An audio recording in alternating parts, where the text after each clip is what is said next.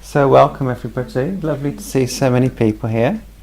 It's a nice mix, some people's first times, hello, and some medium people, you know what I mean? It's really old. Yeah. Oh, really old. Yeah. In terms of being around the Sangha, it's a Dharma who's been around for a long time. Can be. Yeah. So I called this talk "It Will Be Good," which is a bit of a joke really, so I apologise because I've already told this story in service on Wednesday and just heard it about 4 or 5 times, but some people haven't heard it, so I will enjoy it telling it again at least. So the last time we had a talk a month ago, Satya said to me, "Oh, you're doing the next one, what's it going to be called?" And I sort of went, "Well, I don't know," and made a face, and then I said, "Oh, it'll be good." And Shenyan piped, who isn't here tonight, piped up and said, "Oh, that's a good title for a talk." So I took it as a bit of a challenge. And what it reminded me of was that phrase that Julian of Norwich, the anchorite, is famous for. All is well, all should be well. All manner of things will be well, yeah. So sin is behoven, but all is well, all should be well, and all manner of things should be well. So that sense of, despite things falling apart, something that allows us to feel okay or at ease, or something that we can lean into that's reliable in the midst of this world which is famously unreliable. And I thought I'd start by talking about a 5-day Nembutsu retreat that I did in the winter of 2007. Really because we've got someone here, Emma, who's just done 2 days of continuous Nembutsu chanting on retreat with us. So Nembutsu is, I suppose it's a mantra or a prayer, you could say, that we use in this tradition, connecting this foolish being that we recognise is full of greed and hate and delusion and all sorts of other things that get us into trouble, connecting us to something that isn't those things, that's characterised by love, by loving kindness, by wisdom, that we call Amida, which means limitless light and limitless life. And when I went into that retreat, I had a very clear idea of what Amida was, and I came out with a less clear idea but a more open heart and a more open mind. So the retreat I did was in effectively what was a garden shed, although it was insulated and it did have electricity, so it was comfortable enough even though it was November, at the bottom of the garden in the last community that I lived in. And when I arrived in that community and I met Pure Land Buddhism for the first time, I wasn't at all devotional. I wasn't really connecting with mystical practices. I'd got quite a pragmatic view of Buddhism, and suddenly encountering all these things that were a bit otherworldly, I couldn't quite make sense of them. What I did appreciate was the community, which was full of laughter, and I saw Dharma giving a teaching about the Lotus Sutra, which I'll mention later, and he was just all lit up and he was sort of at ease, and I thought, oh yeah, he knows something that I don't know, so I need to be close to him to find out what it is. And I sort of knew on some level that just going to see him once in a while wasn't going to be transformative, because I was plunged back into my old life and all the old habits and thought patterns would come back. So a couple of weeks after I visited for the first time and saw him giving that teaching, I moved in, and then a year later was this 5-day Nembutsu retreat.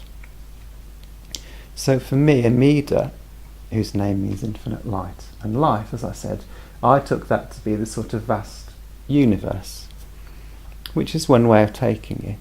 But I understood that at that time in quite a materialistic sense, quite a sort of physics sense of the world. So it inspired awe in me, but it was something that seemed understandable and that I could fit inside my head, and it wasn't very personal, and its power came from a sort of natural process that could be comprehended by my own mind, or maybe if not by my mind, but by Brian Cox or Stephen Hawking or someone. Anyway, I went in and did the chanting, repeating Namo Amida Bu, connecting with this thing that I was characterising as the universe. And there was a poster of a golden Buddha on one side of the shed, and I was mostly turned towards that, and sometimes when I was turned away from it, the image of the Buddha would just appear in my mind. And at some point, about 2/3 of the way through the retreat, I had an experience that it was like somebody tapping on the outside of me, and my outside was a bit like a hard shell, or the place the tap was, which was my intellect, I think, to some degree. And this crack appeared in it, and what came through that crack was this sense of, oh, maybe there's more going on here than I was giving the universe credit for. Maybe there's something that I'm getting in touch with that is bigger than the words that I put around it, that I can't quite characterise just purely in terms of the material universe. And I didn't know if there was or there wasn't, but that possibility became alive during those 5 days. And I continued to practice, and my practice deepened in connecting with that. And it's still, you can't quite put it into words what we're connecting with, but something about the words of Julian of Norwich, all things shall be well, and so on, have something of the same feel to them as what I was connecting with when I was doing that practice. That it's present all the time, that it's much bigger than me, maybe bigger than the universe. Again, this is a sort of poetry rather than a physical description, because you can't quite get down to it. But that it's reliable in a way that circumstances aren't reliable, and that occasionally when I come into contact with it and my mind isn't full of selfish thoughts, I have an experience of being loved, I suppose, of feeling like, oh yeah, I can lean back into this, I can trust it, things are going to be okay.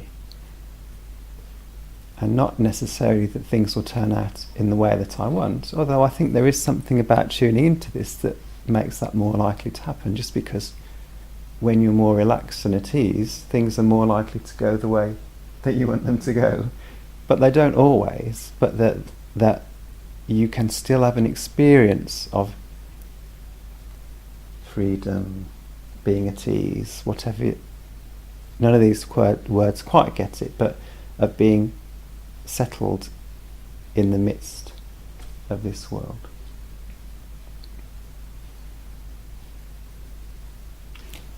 And I think when I saw Dharma teaching about the Lotus Sutra, he was in touch with that.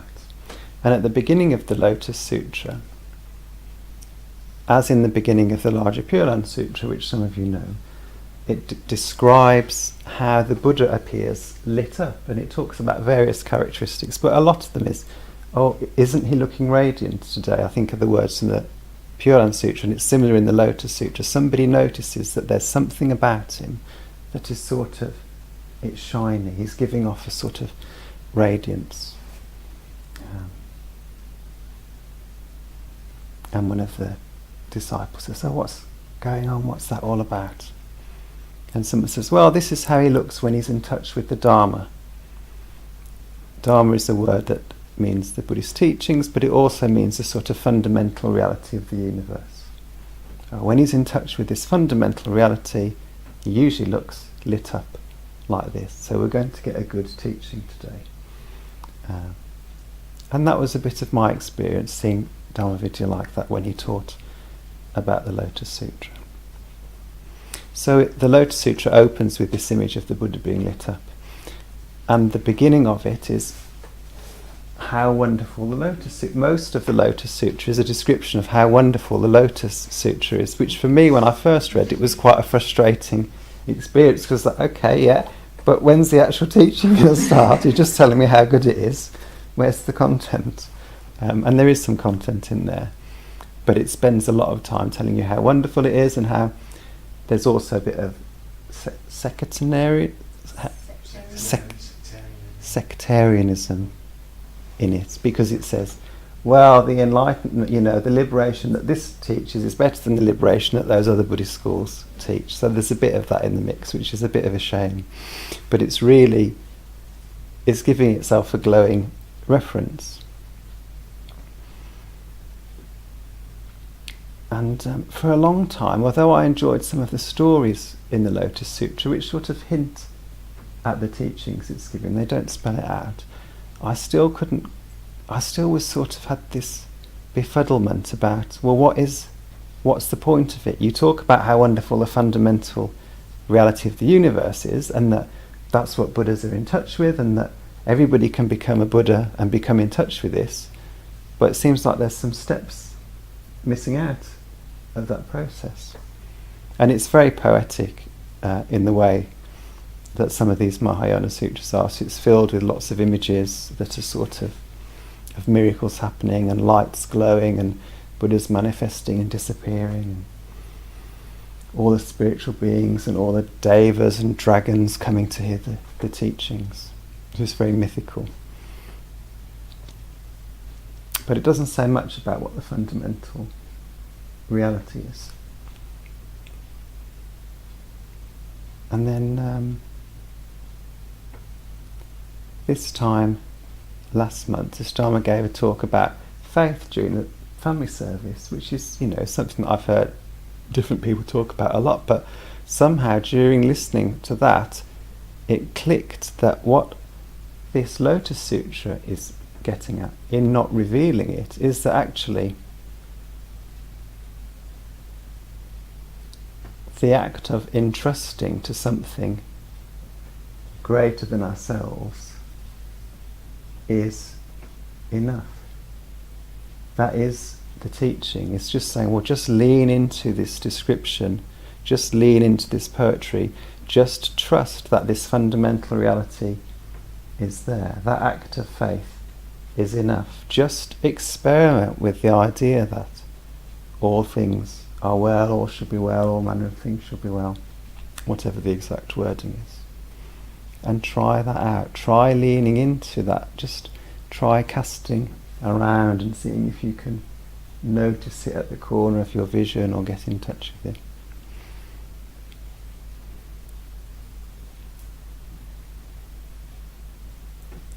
And I suppose that's the nub of what I wanted to say tonight. But there are some hints in the stories of the Lotus Sutra that describe or point to a bit more clearly perhaps what this fundamental reality is, or even how we can get in touch with it, or how we can work with it, or how we can practice with it. So that teaching that I heard Dharma giving the first time I heard him teaching Buddhism as opposed to psychology was a chapter in the Lotus Sutra about the Bodhisattva Gadasvara, which is sometimes translated excuse me, ironically, sometimes translated into English as wonderful voice. I say that as my voice is going. But I'm not a Sanskrit scholar, so I don't know exactly how this works, but you can translate exactly the same name as the stuttering Bodhisattva, which is quite a different meaning. But of course, some of these qualities that we have that we might think of as flaws, actually when we take them into our spiritual practice and work through them, they become things that we exemplify. So the person who's stuttering takes that into their spiritual practice and becomes someone who can use their voice to spread the Dharma. Or the person who's hypervigilant becomes somebody who's very empathic, or whatever it is. But there's usually a way of those qualities that perhaps we don't feel are good about ourselves get transformed into something really useful that the Buddha can use, that we can use in the service of the Buddha. So anyway, Gadgadasvara, the stuttering bodhisattva, which is nice, isn't it? Because it even sounds like it's stuttering a bit, Gadgadasvara.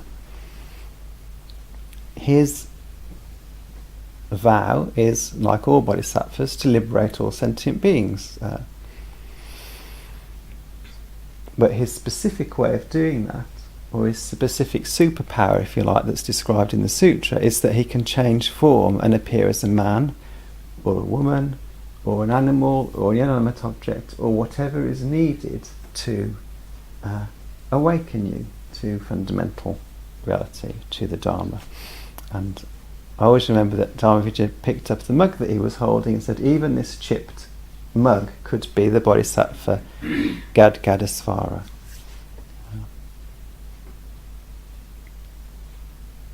So for me this points to two things. One is that fundamental reality is something that's outside of us, that's manifesting around us all the time. And two, then, that it's relational. It's one of the ways into it is by tuning into the world around us without seeing it through the filter of our greed, hate and delusion, or even catching glimpses of it, or even if we can't catch glimpses on it, trusting that there is something there. It isn't just something that we make up in our minds. And there's in the Zen tradition, in Chinese Buddhism and in the Zen tradition, there's lots of stories of people getting awakened by things like a stone hitting the floor, or somebody says something that sounds nonsensical when you read it back. And really all that's happening is suddenly they're just contacting something that isn't themselves. Because of course most of the time what we see when we look at the world is ourselves. Oh, I like that bit of the world, I don't like that bit. This bit of the world reflects that part of myself, that bit of the world reflects this part of myself. I'm not seeing the things that don't reflect me at all. All of that process goes on unconsciously most of the time. And every now and again we go, oh my goodness, look, there's the world. Or, oh, that's who that person really is, I thought that was somebody else. And of course, sometimes here you get it when you're looking at the beautiful view, or up on the hills watching the sunset on the other side of the hills. Those moments, sublime moments, or when you hear the birds sing in the morning, it's often easier in those beautiful moments to make contact with that sense of, oh, actually, yeah, there is something unfolding in the world, or there is something about the world that isn't just my ego at work. There's some bigger process happening. And there's something about that bigger process that's beautiful. Even if we can't get there, maybe we trust someone else who's telling us that, or who's had that experience. And that's what, or we settle in our meditation practice, just trusting that the world around us is real, even if all we're seeing is reflections of ourselves. So that's something about what the Lotus Sutra is teaching us. That it's something relational, that seems important. It's about making contact with something that isn't ourselves, whether it's the Buddha in a sort of classical Buddha image speaking to us or moving us, or whether it's something in the world that just opens us up and we go, oh, okay, there's really something out there that isn't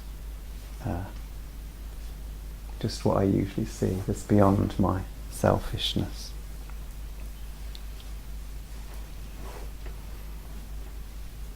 The chapter of the Lotus Sutra that is probably the most famous is the chapter about Quan Yin, and we occasionally recite that in the services, and not very often because we can't remember the tune always, and we definitely couldn't remember the tune the last time we tried to do it. And that's quite a dramatic chapter. So Quan Yin is the bodhisattva who hears the cries of the world. Avalokiteshvara in Sanskrit, you might have seen images with 1,000 hands, each with an eye in the middle, that's Avalokiteshvara. The Dalai Lama is thought to be an emanation of this bodhisattva that's come into the world to help people. In the Chinese and Japanese traditions, it's usually a female figure, often holding a vase, pouring out loving kindness into the world, sometimes riding the back of a sea serpent. And in the chapter, what she does is rescue people. It says, if you fall into a fiery pit, call on Quan Yin and she will appear and soothe the flames. If you're surrounded by bandits, call on Quan Yin and she will, I can't remember exactly, what I want to say is make the swords drop out of their hands. That isn't what it says it quite exactly. Something like, yeah, break the sword, something like that. There's all these difficult situations that you might have got into, and calling on her, there's something about that situation that's transformed. So this tells us something else about that fundamental reality. I think it tells us two things. One is that by making contact with it, it can transform a situation that we're in. So we could say stepping outside of our selfish view, if we're able to do that, will transform the situation. Or even trusting that it's possible to do that will transform the situation. And I suppose practically what does that mean? Well, it might mean that if you're in an argument with somebody, even if you know that you can't find a way of being fond of them or you can't understand where they're coming from, you can trust that they are coming from somewhere, even if you can't see it in that moment. And that act of trusting that maybe just starts to undermine the tightness of which you're holding your own position and allows you to relax slightly. And something about the situation begins to shift and transform. But it also tells us Quan Yin is the bodhisattva of compassion, loving kindness in action. And it doesn't say practice and become the bodhisattva of compassion. It says practice by calling out to the bodhisattva of compassion, by receiving some of her kindness into your life. And that's very nice, I think, for us ordinary people. Actually, we don't have to do all the hard work ourselves. This fundamental reality, this Dharma that's much bigger than us, is characterized by a sense of benevolence, by kindness. And if we invite it into our lives, maybe something softens, maybe we're able to receive something, maybe that power will be what changes the situation, not something that we calculate or work out or pull ourselves up by our own bootstraps and sort of figure things out. So it's relational, it's out there in the world, it's beyond our selfishness. We can tune into it. Sometimes it can transform us, transform situations. It's about trusting something beyond our own small minds. There's another story about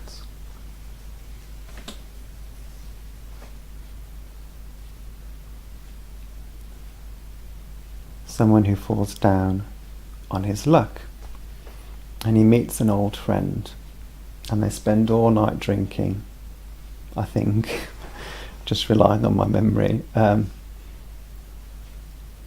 they share stories, and one of them has become successful and the other one has failed financially. Things haven't worked out for him. Anyway, unbeknownst to the guy who's down on his luck, in the night, the guy who's successful sews a jewel into the lining of his friend's coat. This is where reading this story would have been helpful before coming and doing the talk. Anyway, he goes through his life not realising that this jewel is right next to him. And I can't remember what happens at the end of the story, whether he finds it or not.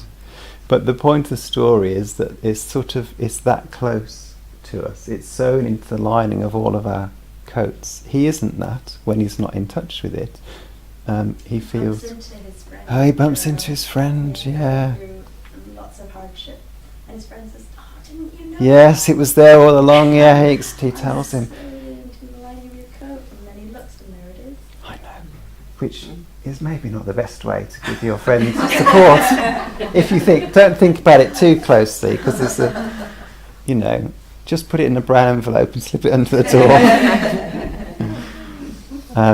Yeah, but the point is, his friend couldn't receive it, or he didn't know that it was there, but it was there all along. And the same is true for us. We don't necessarily trust that it's there, sewn into the lining of our coat or slipped under the door, but there it is, and we just have to reach for it. And when we don't know that it's there, we feel our lives are impoverished. We repeat the same patterns over and over again. We tell ourselves the same stories, we get stuck in the same place. We fail in the same way over and over again, whereas when we've got the jewel in our hands, maybe we fail in different ways each time, because we're learning, we're free, we're more open, we can trust that there's something that supports us, that we feel like, oh yeah, I'm a bit more resourced actually, which means I've got more options, I can try things differently, I don't have to fall back onto my selfish instincts, my habitual ways of being in the world.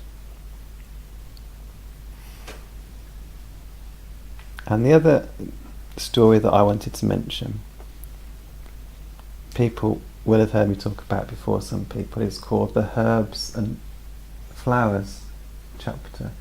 And it's quite a short chapter, but it's really lovely. It talks about the Dharma, this fundamental truth, or the Buddhist teachings, or both of them I suppose together, being a rain that falls on all of the herbs and the flowers, that nourishes all of the herbs and the flowers. It doesn't matter whether it's a weed or whether it's something that you want to cultivate, the rain nourishes everything. It's not discriminating in that way.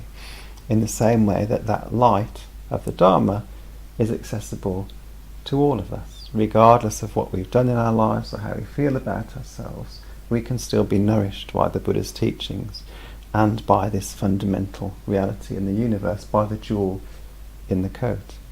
And the nice thing about the Herbs and Flowers Sutra is that when the garden grows nourished by this rain, it's not a field of sunflowers that appears, or it's not a field of crocuses or of whatever, nettles. Every flower grows into its own beautiful shape. It's its own colours, its own characteristics, its own fruits that are sweet. And it's the same for us. When we learn to relax, when we lean into this sense of things maybe going to be okay, when we're able to trust the Dharma, to trust the Buddha, we start to uncurl our leaves, we start to look towards the sun, but we do that in our own way. We become, we're all different seeds, we all become different flowers, all beautiful flowers, and an ecosystem, a complete ecosystem, isn't a monoculture. It's made up of it needs lots of different things in order to be sustainable. And of course a beautiful garden isn't the same, it needs lots of different flowers. And I find this a really sort of comforting and liberating, because it says, yes, you go and flower in your own way. Don't become copies of each other. Don't do what I'm doing. Find out what it is that this fundamental reality wants you to do. If you're speaking in personal terms, find out what the Buddha wants you to do. I guess maybe this goes back to what I said about right at the beginning, about those qualities becoming transformed. If you're the person who's stuttering, then suddenly you learn to speak eloquently, or whatever it is in your case. Sometimes I think of jigsaw pieces, like we're a little jigsaw piece, and the Buddha can provide, or the fundamental reality, whatever words you use, provides the other part of the jigsaw piece, and then we go, oh yeah, this is how it is to feel whole, this is my bit of the picture. Or there's the other image that comes to mind, of course, those famous words by Leonard Cohen, the crack is where the light gets in. And we're all cracked differently, so we all illuminate differently. And I suppose if you think of it the other way around, like the cracked pot being a lantern, then we all throw out different shapes of light, which is quite beautiful. And I like the sense of that very much.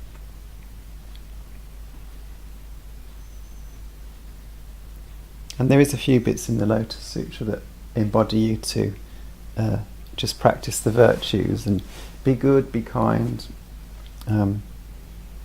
But for me, this experience of leaning in, of learning to trust, of being open to the possibility of things being different, or of being able to find something that we can dwell in that isn't the world falling apart and isn't our selfish.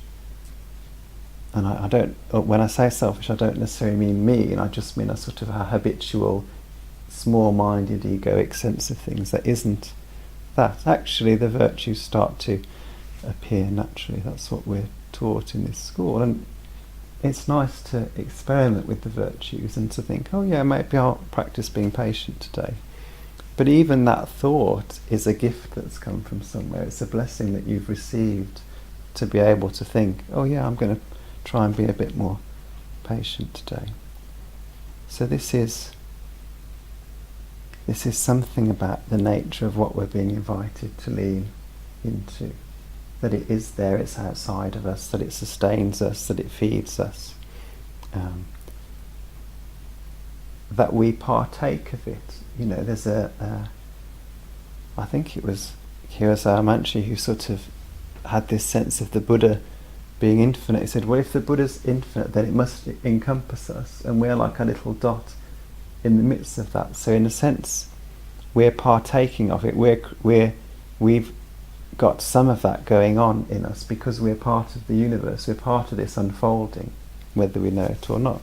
But at the same time, we're just a tiny fragment of that. And when we look around, like, oh yeah, here's this whole big pattern of benevolence potentially unfolding that we can join in, that we can start to step in time with and dance with and move with, just by beginning to trust that possibility is there.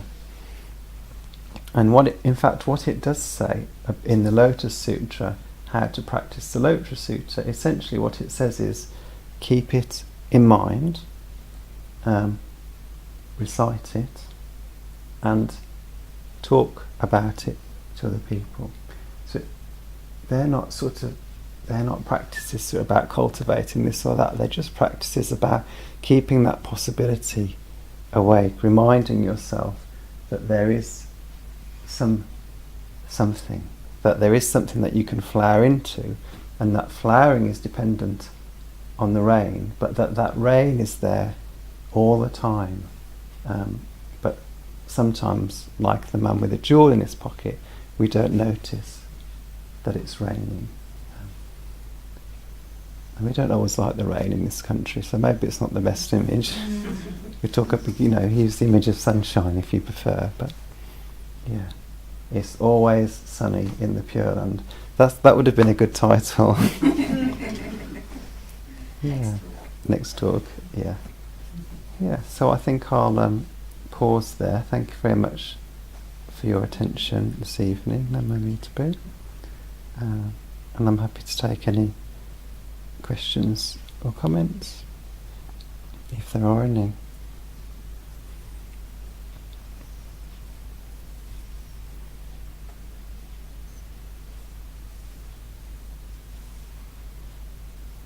Maybe everyone's shy because it's a big group. I love that image of it's something I've had in mind for many years. Flower being planted. Yeah. And this thing that a tulip doesn't think to itself, "Oh, I wish I was a daffodil." No, I don't think I'll so. pull up my roots and go over there. Yeah. It just is a tulip. Yeah. And it does that very well, and it's Yes. beautiful, and Yes. yeah. I love that image. Yeah.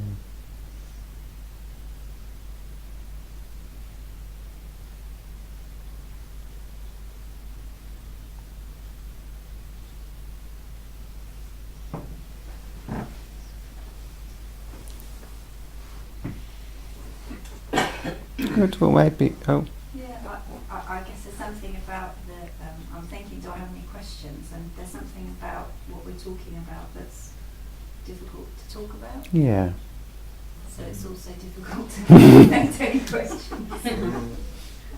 Yeah, I mean, it's fine not to have any questions. It's sort of, the Lotus Sutra is like a piece of poetry that you have to sink into, and it's in that way, you can ask questions about poetry in the way that GCSE exams do, but you also maybe lose something in that process, and sometimes you can get back to it, but it is a bit like that. And that's why reciting, which I haven't done for ages, we used to recite the Pure Land Sutra, and you did it more recently than me, didn't you, Adam? And it's really nice to recite it. We do it quite quickly because the imagery just sinks into you and your analytical mind doesn't get involved, and you just sort of, it is a bit like the rain in that sense, that the images start to work on you and you just sort of think, oh yeah, I can feel this, or I can get a sense of it that isn't just to do with working things out, which is often, we do like to work things out in the West particularly.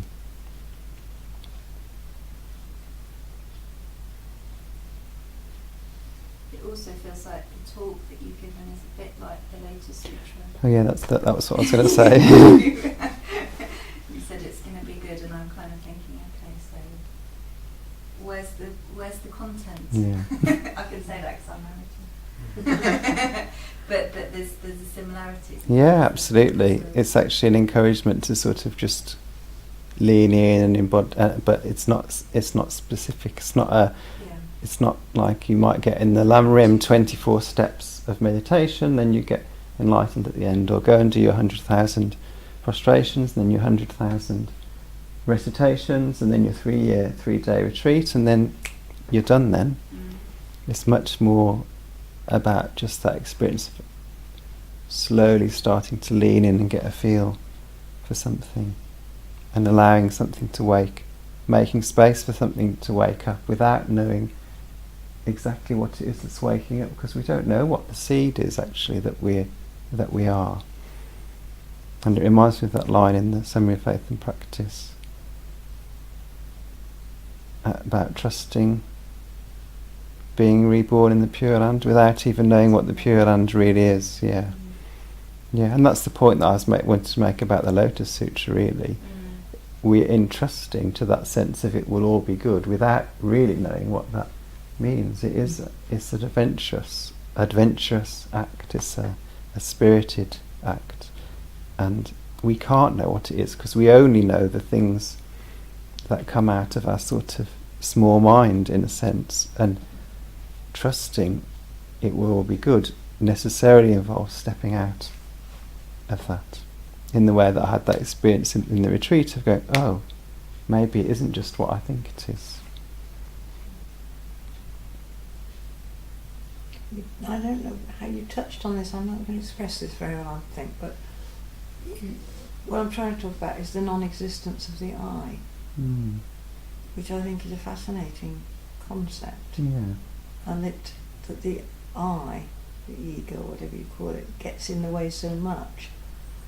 And the more you explore about the non-existence of the I, you almost don't want it to come. I mean, I'm sort of not fond of. I know a lot of Buddhist writers use this term non-existence, but most people's experience is that it does exist and is in control. Our personality, our ego, our small mind, that is what runs our lives on a daily basis. But I know what they mean when they say it doesn't exist. What they mean is really that actually when you start to investigate it, it's ephemeral, it's made up of belief structures that don't quite make sense and stories that aren't completely true, and it's this sort of bundle of narratives and ideas, and there's big holes in it when you really start to study it closely.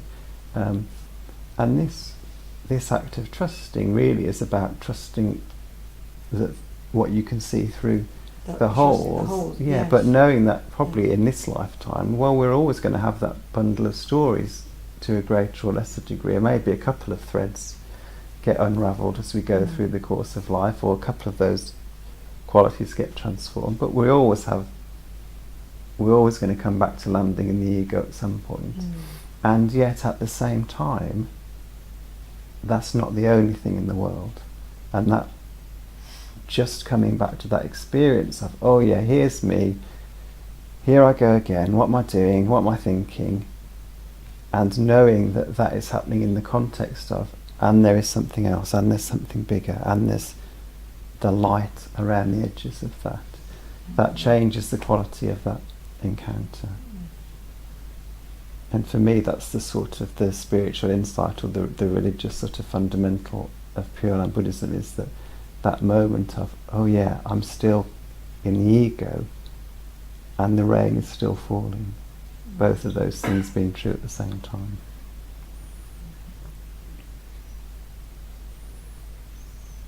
I haven't read the Lotus Sutra.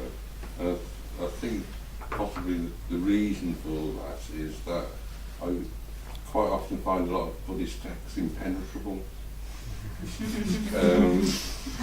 And you mentioned there about Lotus Sutra hints at. Yeah. So that suggests to me that... Well, I didn't read any tonight for that reason. Okay. Well, let's have a bit. Sorry, you haven't finished your question, Brian? Yeah, No, go on. so, What does it suggest? I think what I was going to say, it suggests to me, if it say, you were saying that it hints at, that people are going to interpret it in different ways. Yeah, of Would course. that be... Well, I'm sure that's true, because that's just the nature of being human and reading texts, and particularly ones that are more poetical. It allows for more interpretations. Yeah, yeah. It's not a clear set of steps in the way that, you know, sometimes in the Pali Canon, as well as the sort of more mythical side, then you get, and now follow these things, or do it in this way.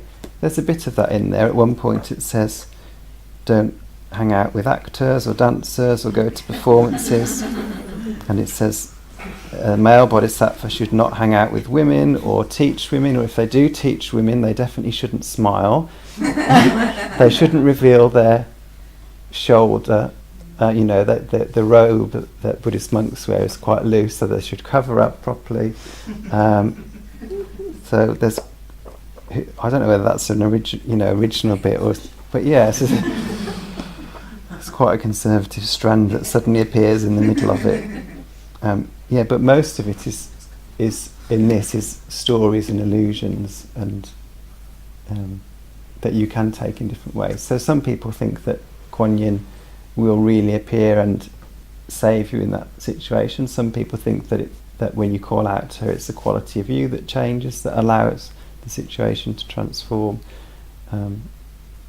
People think different things. Yeah. And something that I learned about the Lotus Sutra was that it was written towards the end of the Buddha's life, and it was very much in line with the Pure Land Sutra in that the Buddha wanted to leave something of a vision, so that if people lost faith or didn't have time to practice or couldn't, for whatever reason, circumstances they were living in, at least they could have a vision of what was beautiful, wholesome, loving, that could sustain people in their lives. And another thing that I learned was that when it was translated into Chinese, it completely transformed the Chinese language, because before then Chinese literature was written in a certain way, and once Buddhism entered into China, the language and the literature suddenly became very flowery, very poetic, and so it had a cultural transformation. So this is to be taken as a vision that we can have faith in. Yeah. It's not necessarily something that we experience in our everyday life, but that it's, as Kaspa's been trying to point out to us, it hints at the beauty that's there that we can't see, but that it's really important to remember the Dharma. Don't remember the self, just remember the Dharma. So it's, we can either remember me, or we can remember, there's other people. And that's the challenge for us. And that's, I think the timing of the Lotus Sutra when it came out, and how it's been sort of translated into different languages and then into the West, it can be, like you said, impenetrable, difficult to understand, well, what is it that, that we're supposed to take from this? And it's something, that is quite visionary. Yeah, and what you've said reminds me actually about that sense of it being the Buddha transmitting he's trying to find a way of talking about his spiritual experience, like with the Pure Land Sutra. This is how he sees, he is penetrating through that and seeing the rain, seeing the light, seeing the world, not seeing himself and just trying to express that in a way that inspires people and that's gives them enough. some sense. Yeah, and that's enough. Yeah, yeah. And I guess that's another way in which it's relational, because actually, just by bringing yourself into contact with his experience, if you were there at the time, you would have learnt from how he carried himself and the things he said and the way that he folded his robe. All those things sort of sink into you, and this has been left behind as a way of almost allowing us still to tune into that spirit and in a way that isn't about working it out or trying to get every sense of the meaning, but actually just hanging out in the space of those qualities or something like that, that it rubs off on us or it sinks in, and even whether it sinks in or it doesn't sink in, there's still something special about, if you spent your whole life with the Buddha and didn't become enlightened, it would still be special to spend your whole life with the Buddha. And I think the same is true of this as well, actually. That's what's important, is trusting it and not worrying about what the consequences of that are, beyond that it's a good thing to hang out with, it's a good thing to trust.